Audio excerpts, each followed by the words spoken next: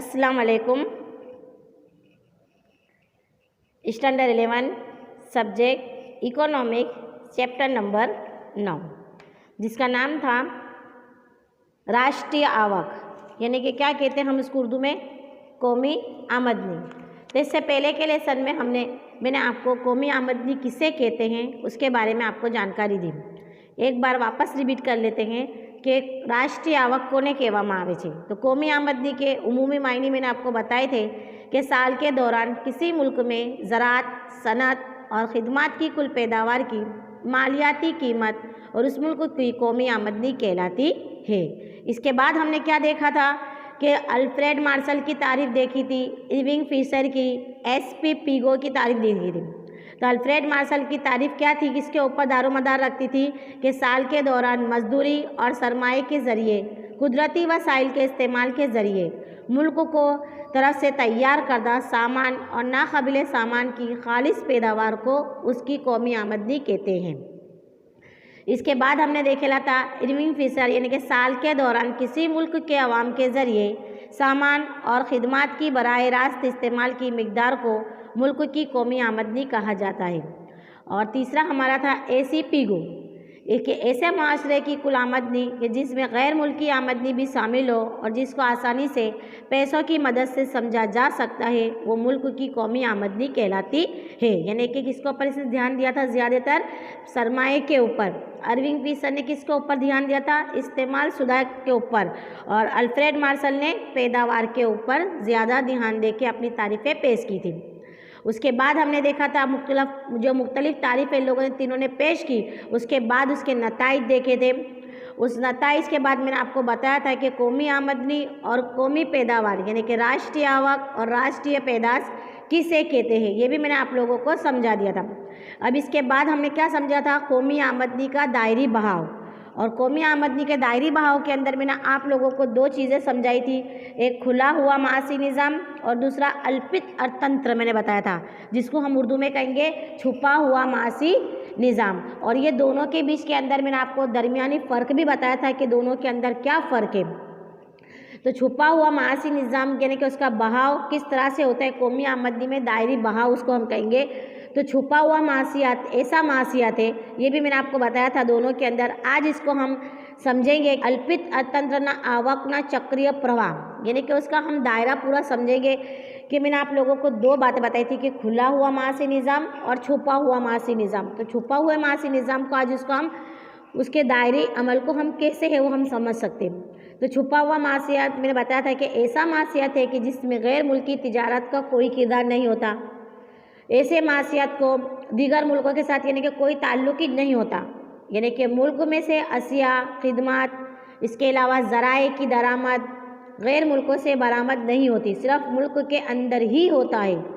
छुपा हुआ मासियात यानी कि ख़ुद पर मुनहसिर होता है, यूँ समझो कि बाहर से कोई ना दरामद होती है, ना बरामद होती है, ना तिजारत होती है, कुछ नहीं, सिर्फ वो खुद अपने ऊपर दारोमदार रखता है।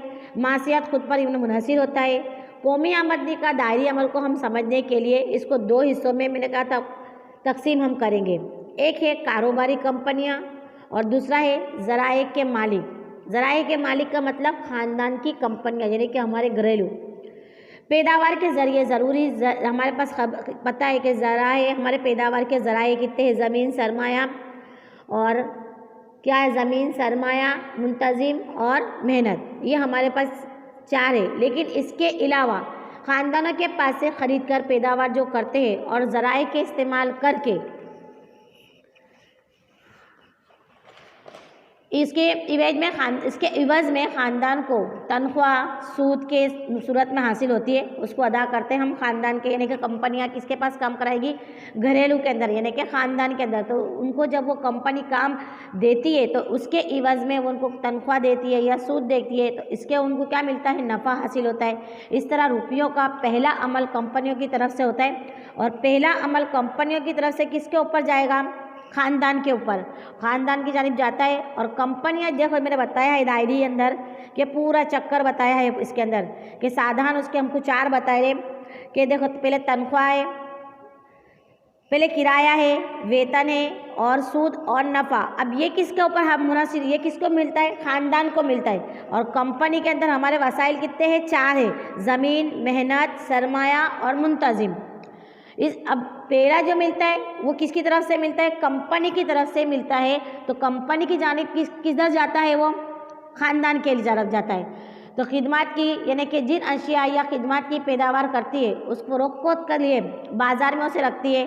बाज़ार में से ख़ानदान ये अशिया और खिदमत खरीद, पहले ख़ानदानी बनाता है अशिया और पैदावार, तो उसके इवज़ में इनको क्या मिलता है? सूद मिलता है, नफ़ा मिलता है या फिर तनख्वाह दी जाती है। उसी तनख्वाह से वो जो आम इंसान है, जो ख़ानदानी इंसान है, वो क्या करेगा? कुटुब का यानी कि ख़ानदान का इंसान बाज़ार में जाता है, अपने ज़रूरत की अशिया ख़रीदता है। तो वही पैसा बाज़ार के अंदर किसके पास जाता है? ख़रीद कर कंपनियों के पास दोबारा जाता है और इस तरह रुपयों का अमल ख़ानदान में से वापस कंपनियों की तरफ जानिब जाता है।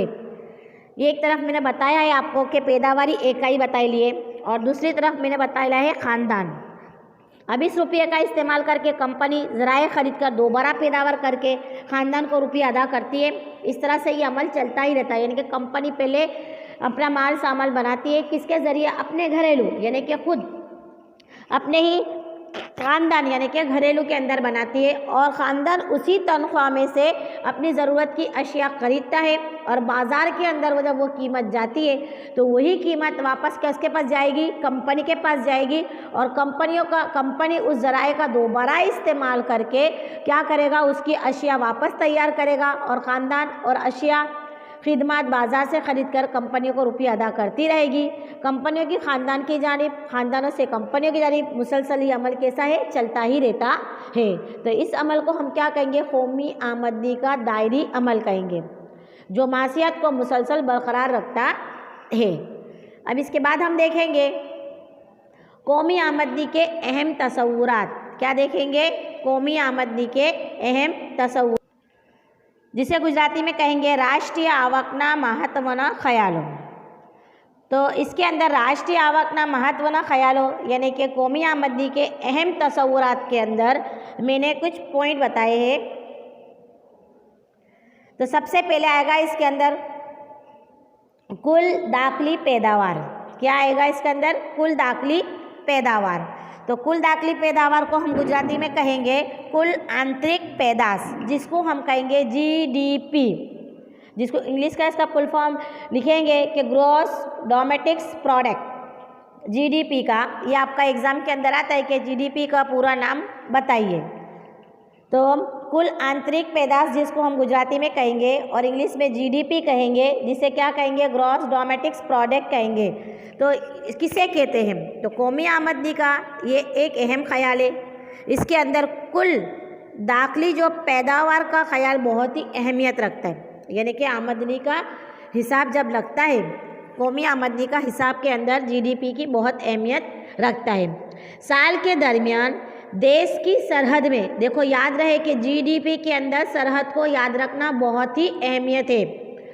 तो साल के दरमियान मुल्क की सरहद में देश यानी कि मुल्क और गैर मुल्क शहरियों के ज़रिए, जिसको हम कहेंगे नागरिक, शहरियों के ज़रिए जो अशिया खिदमत पैदावार की जाती है उसे बाज़ारी क़द्र को क्या कहेंगे? उसी बाज़ारी क़द्र को कुल दाखिली पैदावार कहते हैं। कुल दाखिली पैदावार किसे कहते हैं? जीडीपी किसे कहा जाता है? कि मुल्क की, यानी कि हम शॉर्टकट में यूँ कर सकते हैं कि मुल्क के अंदर, यानी कि फ़र्ज़ करो कि हमारे भारत के अंदर, तो हमारे भारत के अंदर यानी कि हम खुद यानी कि मुल्क का नागरिक यानी कि मुल्क का शहरी या दूसरे मुल्क का गैर मुल्क बैनुल अक़वामी का शहरी, ये दोनों मिलकर दोनों में से कोई भी यानी कि अशिया पैदावार या खिदमत का बनाते हैं तो उसे हम क्या कहेंगे? कुल दाखिली पैदावार कहेंगे। लेकिन शहर के यानी कि मुल्क की सरहद के अंदर, याद रहे सरहद को बहुत जानना ज़रूरी है। तो जीडीपी के अंदर सरहद को बहुत ही जानना ज़रूरी है। यानी कि सरहद के अंदर मुल्क और गैर मुल्की यानी कि शहरी अगर पैदावार खिदमत बनाते हैं तो उसे हम क्या कहेंगे? कुल दाखिली पैदावार कहेंगे। अब इसके अंदर इसके अब मान लो कि इसके अहम बातें क्या हैं। कुल आंतरिक पैदाश की यानी कि कुल दाखिली पैदावार की जीडीपी की अहमियत वाली बातें क्या है। तो सबसे पहले इसके अंदर है कि कुल दाखिली पैदावार के अंदर मुल्क और गैर मुल्क शहरियों के ज़रिए या फिर कुदरती तरीके से यानी कि मादनी तेल जो हमारे पास हासिल होता है वो हमारे मुल्क की सरहद के अंदर अशिया और खिदमत जो पैदा की जाती है और जिसे गिना जाता है, ये इसका एक अहम पॉइंट है। दूसरा है कि कुल दाखिली पैदावार का ख्याल यानी कि उसका तसव्वुर देश की यानी कि मुल्क की सरहद के साथ ताल्लुक़ रखता है। जीडीपी का ताल्लुक़ सरहद साथ ताल्लुक़ रखता है। इसमें मुल्क के शहरी और गैर मुल्क के शहरी दोनों मिलकर जो पैदावार करते हैं या फिर मुल्क के शहरी या गैर मुल्क के शहरी मिलकर आमदनी जो हासिल होती है और जिसे उस आमदनी को गिनती में गिना नहीं जाता, उसे हम क्या कहेंगे, कुल दाखिली पैदावार। ये इसकी अहमियत वाली बातें हैं। नंबर तीसरे पर है कि मुल्क की माशियाती के मुकाबले में माशियात की तरक्की को जीडीपी के जो आंकड़े हैं यानी कि जो उसकी गिनती है उसका इस्तेमाल किया जाता है। इसकी कितनी बातें हैं? 3 बातें हैं। इसके बाद अब हमारा आएगा पॉइंट खालिस दाखिली पैदावार, जिसे हम कहेंगे शुद्ध आंतरिक पैदाश, NDP नेट डोमेस्टिक प्रोडक्ट। खालिस दाखिली पैदावार यानी कि पैदावार के अमल के दरमियान इस्तेमाल की वजह से जो वसाइल, मकान, औजार जैसे सरमाए के वसाइल के अंदर, जिसके अंदर हम गुजराती में कहेंगे घसारो लागे छे, यानी कि जो पैसा जाता है, कुछ समय वक्त यानी कि कुछ वक्त के बाद वो वसाइल पैदावार के लिए गैर ज़रूरी बन जाते हैं और ऐसे वसाइल को हमको क्या करनी पड़ती है, इसको बदलने की ज़रूरत पड़ती है। और कई बार तो जो टेक्नोलॉजी जब बदलाती है तो जो सरमाए के वसाइल को बदलने में आता है। इस तरह से जो पैदावार का जो अमल के दरमियान जो वसाइल में लगने वाला जो खर्च होता है वो कुल आंतरिक यानी कि कुल दाखिली पैदावार में से उसे क्या कर दिया जाता है, मनफी किया जाता है। यानी कि उसको बात करने में आने के बाद जो हमको खालिस दाखिली पैदावार हासिल होती है उसे हम क्या कहेंगे, मुख्तसर में NDP कहते हैं। मुख्तसर हम अगर इसको समझेंगे कि NDP किसे कहते हैं, तो फ़र्ज़ करो कि अगर कोई टेक्नोलॉजी या हमारे पास कोई वसाइल है, लेकिन अब वो वसाइल की वजह से नई टेक्नोलॉजी आई, तो उस नई टेक्नोलॉजी के भाई इस मशीन के अलावा दूसरा जो मशीन है ये ज़्यादा वक्त ले रहा है और ये मशीन कम वक्त ले रहा है, तो फ़ौरन अगर उसको आमदनी लानी हो अपने पास तो वो क्या करेगा, उस मशीन को रद्द कर देगा और उसके अलावा दूसरा मशीन खर्च करेगा, उसके ऊपर खर्च करेगा और उसको वो ख़रीदेगा। अब वो मशीन तो उसका रद्द हो गया, उसके अंदर उसका सरमाया गया, नई मशीन के अंदर उसका सरमाया लगा, यानी कि जो दाखिली पैदावार है उसके अंदर उसको हम माइनस करेंगे और माइनस करने के बाद जो हमको पैदावार हासिल होती है उसे हम क्या कहेंगे, NDP कहते हैं। तो साल के दरमियान मुल्क की सरहद के अंदर देश और गैर मुल्की वसाइल के ज़रिए जो अशिया और जो खिदमत पैदावार होती है और उसे बाज़ारी कद्र के अंदर सरमाए को वसाइल से लगने वाले जो खर्च है उसको जो मनफी किया जाता है और उसके बाद जो बाकी बचता है उसे हम क्या कहेंगे, खालिस दाखिली पैदावार कहते हैं। अगर इसका हम ज़ाब्ता लिखेंगे तो GDP मैंने यानी कि पहला हमारा दाखिली पैदावार है, तो GDP यानी कि हमारे पास जो GDP है उसके अंदर से हम क्या कर रहे, खर्च कर रहे, तो GDP यानी कि जो खर्च कर रहे वो तो इज इक्वल टू हमारे पास क्या बचता है, NDP बचता है। तो GDP के अंदर से GDP की जो रकम होती है उसके अंदर से हम माइनस करते हैं, यानी कि टेक्नोलॉजी बदलाने की वजह से जो हम दूसरे नए मसीह वसाइल खरीदते हैं उसके ऊपर जो पैसा खर्च होता है जिसको हम गुजराती में कहेंगे घसारो, तो GDP माइनस घसारो इज इक्वल टू हमको क्या मिलेगा, NDP मिलेगा, यानी कि खालिस दाखिली पैदावार हासिल होगी। अब इसके बाद हम देखेंगे नेक्स्ट पॉइंट हम दूसरे पीरियड में देखेंगे। अभी तक फ़िलहाल हमने कितने पॉइंट देखे, 2 ही पॉइंट देखे, कुल दाखिली पैदावार और खालिस दाखिली पैदावार, ये दोनों को मैंने देखा। और इसका ज़ाब्ता आपको याद होना चाहिए कि जीडीपी माइनस घसारो इज इक्वल टू एनडीपी, यानी कि जीडीपी जो हमारी दाखिली पैदावार है जिससे हमको कीमत आमदनी हासिल होती है, उसमें से हम जो नए वसाइल या नए टेक्नोलॉजी के ऊपर जो पैसा खर्च करते हैं, जो माइनस करते हैं, उसके बाद जो बचने वाला पैसा है वो हमारा क्या कहलाएगा, एनडीपी कहलाएगा। तो जीडीपी माइनस घसारो इज इक्वल टू एनडीपी। तो ये अब हमारा हुआ सूत्र। अब इसके बाद हम देखेंगे नेक्स्ट पीरियड में हमारा तीसरा पॉइंट।